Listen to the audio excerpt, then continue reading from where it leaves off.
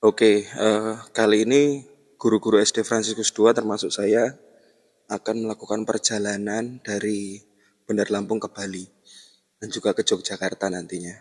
Nah, jadi di perjalanan nanti kita akan mengunjungi Bali dan juga Yogyakarta dan kita akan singgah eh, di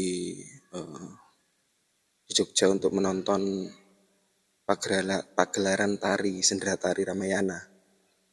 Kemudian di Bali kita akan melihat Garuda Wisnu Kencana, salah satu patung terbesar di dunia yang sangat terkenal dari Indonesia. Perjalanan dan pendidikan. Jadi dalam dunia ini yang modern ini kita mengenal dengan namanya vlog. Vlog atau video log itu adalah sebuah dokumentasi yang dibuat oleh orang-orang. Jadi ada vlog yang berupa kegiatan sehari-hari atau daily activity, ada juga vlog perjalanan.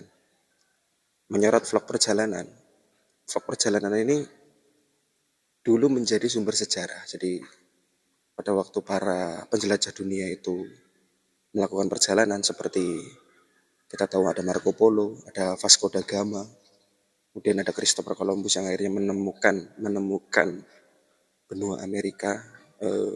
Catatan-catatan mereka dianggap penting. Bahkan sejarah negeri kita pun itu terbentuk dari berbagai macam catatan.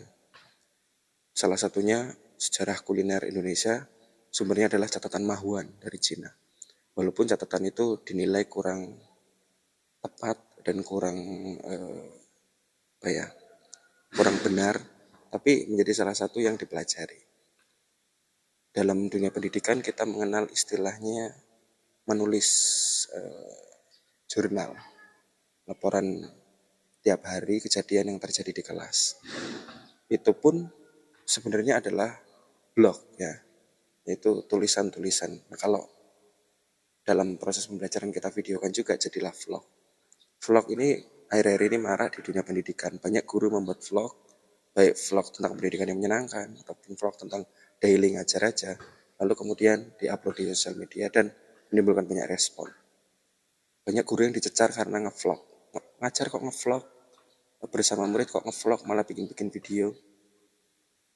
Tapi kalau kita ingat bahwa vlog ini atau blog atau catatan perjalanan atau catatan kegiatan itu menjadi sumber sejarah dulu, sebenarnya hal ini adalah hal yang bagus ketika para pendidik kita membiasakan mencatat apa yang dilakukan, baik dalam bentuk tulisan maupun dalam bentuk video.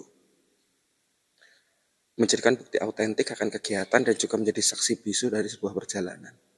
Di Indonesia sendiri, di Kerajaan Majapahit, kita kenal namanya Empu Prapanca, yang menulis Negara Kertagama. Beliau dapat dianggap sebagai blogger pertama. Mungkin kalau ada kamera, beliau akan jadi vlogger pertama. Karena beliau mengikuti Raja Hayam Wuruk, karena dulu sejarahnya Hayam Wuruk itu satu kadewa guruan dengan beliau, Empu Prapanca, karena Bapak Empu Prapanca sendiri adalah seorang empu juga. Jadi Raja Hayam Wuruk belajar di sana, ya istilahnya kayak Aswatama dan Duryodhana lah. Tapi versi baiknya, bukan versi jahatnya. Jadi perjalanan dari Raja Hayam Wuruk dari ujung ke ujung Nusantara itu dicatat oleh Empu Prapanca dan jadilah sumber sejarah yang sangat kuat nama Negara Kertagama. Walaupun kita tahu Negara Kertagama itu sangat condong mendukung pemerintahan Majapahit, mengagung-agungkan, sama seperti para guru sekarang yang membuat vlog.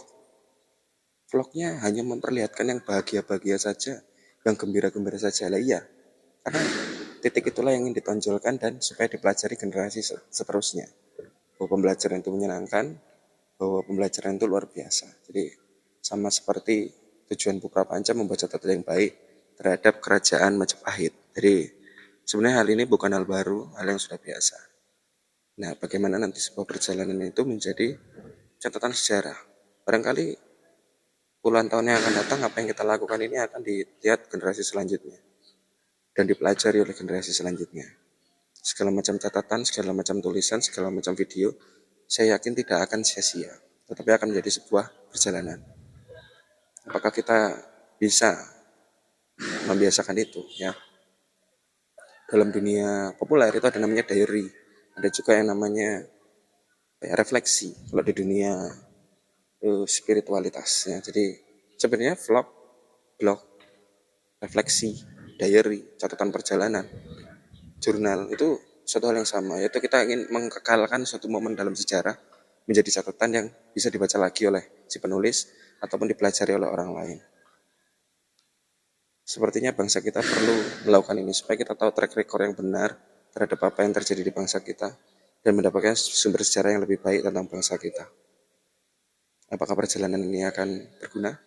Apakah pembelajaran ini sungguh bermanfaat? Mari kita nilai bersama. Terima kasih.